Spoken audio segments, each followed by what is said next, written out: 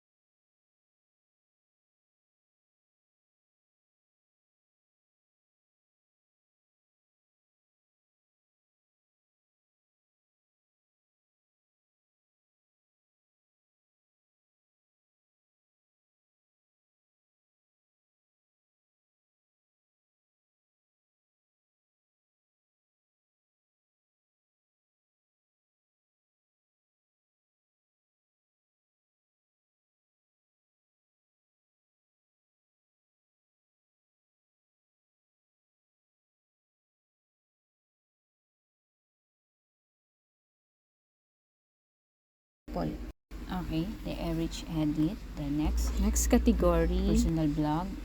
Kahit anong gusto nyo, pwedeng digital creator. Ayun, personal blog na lang tayo. Ayan. Then, create. After Then, that, bio. is and sharing real life. Sharing real life moment. Yes, sharing real life moments. Then, next. Then, ayan na, may page na tayo. Then, next. Ayan, mag-invite ka lang ng mga friends mo na i-follow ka. Then, tap mo lang yung next. Lagyan nyo na lang rin ng profile picture. Then, explore nyo lang kung ano pang kulang. That's all, folks.